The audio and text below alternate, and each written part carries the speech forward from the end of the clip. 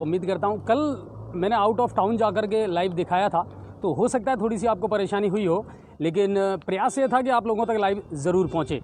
Update का आपको ख्याल रहता है, ध्यान रहता है और आपको बहुत इंतज़ार रहता है, मुझे इस बात का भी पता है। चलिए आज की अपडेट मैं आपको दे देता हूँ। तो आज अब तक का सबसे बड़ा विस्फोट हुआ गंगापुर सिटी में, या ये कहें कि पूरे सवाई माधोपुर ज़िले में। एक साथ 11 केस आए और शाम होते होते केस में बढ़ोतरी हुई और ये केस हो गए 12। तो ये टोटल जो केस आज 12 आए हैं ये पूरे ही गंगापुर से हैं। और एक बात और बता दूं मैं आपको कि हमारे सूत्रों से ये पता लगा है कि सुबह 8 या 9 बजे तक इन केसों के बढ़ने की तादाद और भी ज़्यादा हो सकती है। तो ये सुबह तक आपके लिए बैड न्यूज़ ज़रूर हो सकती है। लेकिन वहीं एक गुड न्यूज़ ये भी आई है कि 56 और 4 60 केस ऐसे हैं जो नेगेटिव हो चुके हैं आज तक। तो ये अपडेट थी कोरोना को लेकर के। करौली ज़िले में भी विस्फोट ज़्यादा है, धौलपुर से भी हमारे पास में इस तरह की कुछ आई हैं सूचनाएं कि वहाँ भी कुछ ज़्यादा केसेज बढ़ रहे हैं, लेकिन सवाई माधोपुर की तुलना में अभी करौली में केसेज कम हैं। सवाई माधोपुर ज़िले में अब लगभग 87 केस हो चुके हैं और हमने आपको बताया कि उनमें से 60 ऐसे हैं जो नेगेटिव करार दिए जा चुके हैं। तो डरने या घबराने की कोई ज़रूरत नहीं है, क्योंकि अब जीवन का अहम हिस्सा बन चुका है कोरोना। तो इसी तरह के केसेस आते भी रहेंगे और नेगेटिव भी होते रहेंगे। आज जो आए हैं उनमें एक 6 साल का बच्चा भी है, वो पॉजिटिव पाया गया है।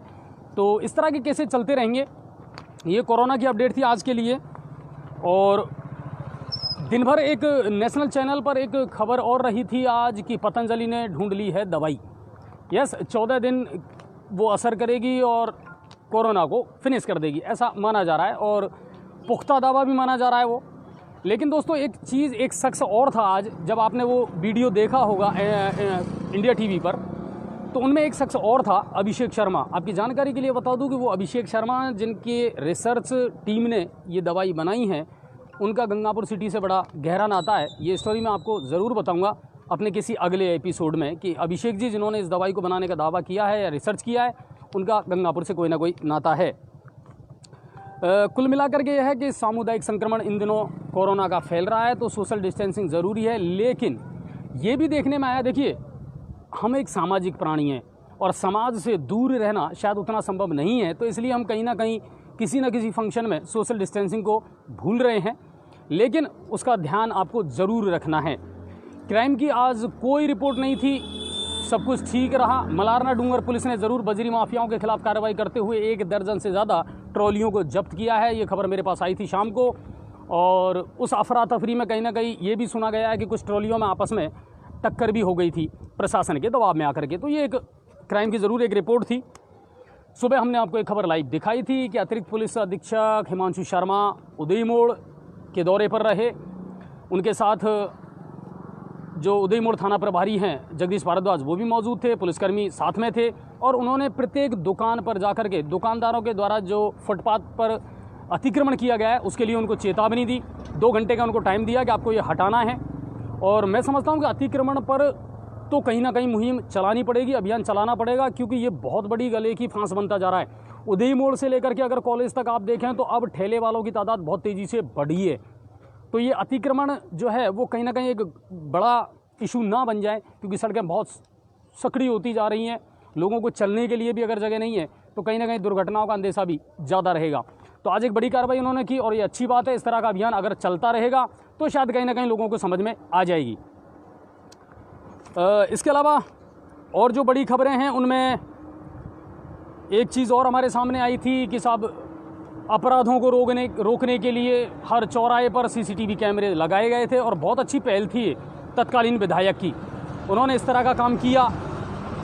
बड़े अफसोस की बात है कि अपराध दिनों दिन बढ़ते जा रहे हैं, लेकिन कैमरों का जो देखने का नज़रिया वो घटता जा रहा है, क्योंकि 30 कैमरों में से 20 कैमरे ऐसे हैं जो अब बंद पड़े हैं। केवल 10 कैमरे ऐसे हैं जो चालू हैं गंगापुर सिटी में। तो फिर क्राइम पर लगाम लगेगी कैसे, अपराधियों की पहचान होगी कैसे, ये इशू ज़रूर है। हालांकि मैं आपको बताऊं कि सेक्रेटरीट में आज बहुत सारे मंत्रियों की बैठक हुई। उच्च शिक्षा मंत्री ने ये भी कहा कि साहब जो योजनाएं चल रही हैं उनमें गति लाई जाए। सचिन पायलट का भी ये कहना था, उप मुख्यमंत्री का भी, कि जो योजनाएं चल रही है उनको अब तेज़ी से क्रियान्वित की जाए। निर्माण में जो गुणवत्ता है, क्वालिटी है, उस पर ज़्यादा फोकस किया जाए। मगर जब तक ये चीज़ें, ये योजनाएं धरातल पर एग्जीक्यूट नहीं होती हैं तब तक लोगों को राहत नहीं मिलने वाली। आप वादे कितने भी बड़े कर दें, दावे कितने भी बड़े कर लें, लेकिन उनको एग्जीक्यूट करना इन फील्ड बहुत ज़रूरी है। तो सीसीटीवी कैमरे बंद पड़े हैं, इसकी और भी हमने प्रशासन का आज ध्यान आकर्षित किया। हो सकता है आने वाले समय में अगर सीसीटीवी कैमरे चालू हो जाते हैं तो कहीं ना कहीं अपराध पर लगाम लगाने में पुलिस वालों को मदद ज़रूर मिलेगी। गंगापुर सिटी के बहुत सारे क्षेत्र ऐसे थे जहां पहले कोरोना संक्रमित पाए गए थे, उस एरिए पर जीरो मोबिलिटी उस समय लगाई गई थी, लेकिन आज बहुत सारा एरिया ऐसा है जिसको जीरो मोबिलिटी से फ्री कर दिया गया है। उनमें से कर्फ्यू है या एक्स्ट्रा कोई सिक्योरिटी थी वो हटा ली गई है। वहीं दूसरी तरफ अगर नए केस आ रहे हैं तो वहाँ भी शायद लेकिन अब उतनी पहले जैसी नहीं लगाई जाएगी। और आज जो कोरोना संक्रमित आए हैं इन लोगों को भी कोरोना केयर सेंटर जो जवाहर नवोदय विद्यालय वहाँ पर भेज दिया गया है, वहाँ पर इनका ट्रीटमेंट होगा और बहुत जल्द ये लोग भी नेगेटिव होकर के अपने घरों को वापस लौट पाएंगे, ऐसी हम ईश्वर से प्रार्थना भी करते हैं और ये हमारा भरोसा भी है। तो जो कुछ इलाके थे उन पर से अब जीरो मोबिलिटी हटा दी गई है और बाकी नए जो मिले हैं, जैसे आज कर्मचारी कॉलोनी का जो केस था वो पहला केस है, वरना उदय मोड़ से उस दिशा को अगर देखा जाए कॉलेज वाला हिस्सा जो है वो अभी तक बचा हुआ था, मगर आज वो मिला तो चलो खैर सब ठीक होंगे जल्द से जल्द, ऐसी हम करते हैं। क्राइम रिपोर्ट मैंने आपको बताई ही दी।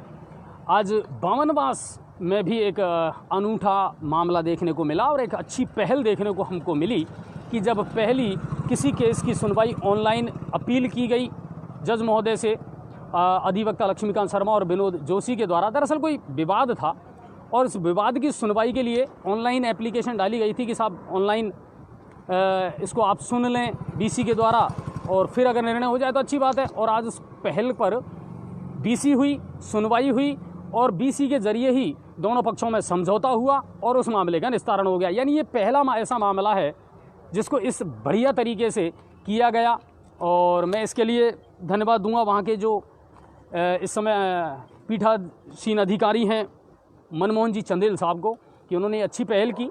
और होना चाहिए कहीं ना कहीं कि कुछ नई चीज़ें अगर ईजाद होती हैं और लोगों को राहत मिलती है तो अच्छी बात है। एक अच्छा समझौता हुआ और जो पुराना विवाद था वो ख़त्म हो गया।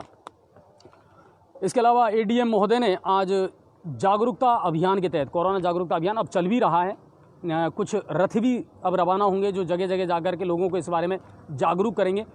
तो रीको क्षेत्र में वो पहुंचे और वहाँ काम करने वाले जो श्रमिक हैं उनको कोरोना के बारे में जानकारी दी, सोशल डिस्टेंसिंग के बारे में बताया और मास्कों का वितरण किया। तो मास्क वितरण से कहीं ना कहीं फ़ायदा होने वाला है श्रमिकों को और वो लोग भी अब शायद इस बीमारी से दूर रह पाएँ। तो एडीएम साहब की और प्रशासन की ये अच्छी पहल है कि लोगों को जागरूक किया जाए, क्योंकि कहीं ना कहीं जागरूकता के अभाव में ही लोग ज़्यादा पैनिक होते हैं। तो घबराने की या डरने की ज़रूरत नहीं है। बाकी सब ऑल इज़ वेल है। सवाई माधोपुर जिले में टोटल 87 केस हो चुके हैं, 60 नेगेटिव करार दिए जा चुके हैं। तो ये राहत की खबर है कि हमारा जो रिकवरी रेट है वो अच्छा है। गंगापुर के जो मुद्दे हैं, नगर परिषद के चुनाव आने वाले हैं, बहुत जल्दी हम उनको भी बहुत तेज़ी से उठाएंगे। बहुत से लोगों ने हमारे कहने के बाद में अपने किराएदारों का जो किराया है वो माफ़ किया है, तो उनका भी मैं बहुत बहुत शुक्रिया अदा करना चाहूँगा कि आपने एक अच्छा राहत भरा कदम उठाया उन लोगों के लिए। लक्ष्मण सिंह जी नरूगा के बारे में आपने सोशल साइट पर देखा होगा कि उन्होंने एक बेहतरीन काम किया और अपने दुकानदारों का किराया माफ़ किया। तो बहुत बहुत शुक्रिया सर आपका। तो इस तरह की अगर राहत आप लोगों को दे सकते हैं तो प्लीज़ ज़रूर देने की कोशिश करें।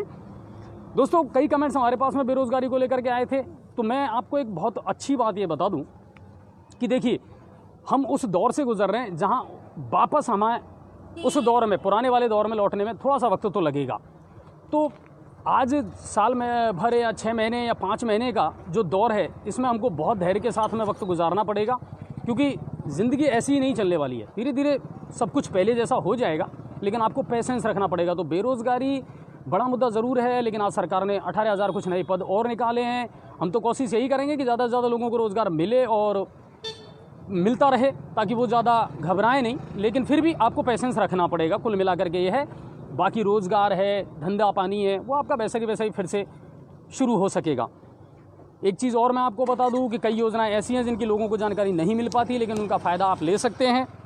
यदि आपका बैंक में कोई लोन है और वो चल रहा है, तो गवर्नमेंट ने कोविड-19 एक आपदा कोष के तहत ऐसे लोन जिनके चल रहे हैं उनको 20% की राहत दी है कि वो 20% एक्स्ट्रा और चाहें तो बैंक से ले सकते हैं। तो एक अच्छी योजना है। अगर आप में से किसी के पास में किसी को पता ना हो तो आप ऐसा कर सकते हैं, ताकि आपके इन थोड़े से बुरे दिनों में वो चीज़ें राहत का काम कर सकें। तो किराया माफ़ी जो अभियान है उसके लिए शुक्रिया। और एक बड़ी खबर और आई थी हमारे पास में कि हमारा जो बिजली बिल माफ़ी का मुद्दा है वो अब बड़े लेवल पर बनता जा रहा है। आने वाले कुछ दिनों में, शायद 25 तारीख की खबर है कि 25 तारीख को बीजेपी बिजली बिल की माफ़ी को लेकर के एक बहुत बड़ा आंदोलन करने वाली है जयपुर में। तो बिजली के बिल जो माफ़ी का जो अभियान है वो कहीं ना कहीं गति पकड़ रहा है। हो सकता है आगे आने वाले समय में। शाम को एक वीडियो और हमारे पास आया था आदर्श नगर से, वहाँ नालों में कचरा भरा हुआ है। तो मैं आपसे ये कह देता हूँ कि अब सफाई जो अभियान है वो थोड़ा सा तेज़ी से चलेगा, क्योंकि अब हड़ताल ख़त्म हो गई है। तो धीरे धीरे वो चीज़ें अब लाइन पर आ जाएंगी। मौसम आज सुहावना हुआ था शाम के समय, लेकिन बारिश नहीं हो पाई तो राहत की बूंदें नहीं मिली गंगापुर के लोगों को। गर्मी अभी शायद हो सकता है कुछ झेलनी पड़े, लेकिन आज या कल ज़रूर बारिश होगी और आप लोगों को सुकून ज़रूर मिलेगा और तपती धरती को भी कहीं ना कहीं उन बूंदों का सहारा मिलेगा। तो इसी तरह खुश रहिए, देखते रहिए और शेयर ज़रूर कीजिए। आप लोगों ने शेयरिंग करना बहुत कम कर दिया है, इसका मुझे बेहद अफसोस है। तो आप लोग ही हैं जो हमें आगे बढ़ाते हैं और आप लोग ही हैं जो इन मुद्दों को उठाते हैं। हम सिर्फ आपकी आवाज़ हैं। धन्यवाद और खुश रहिए। नमस्कार।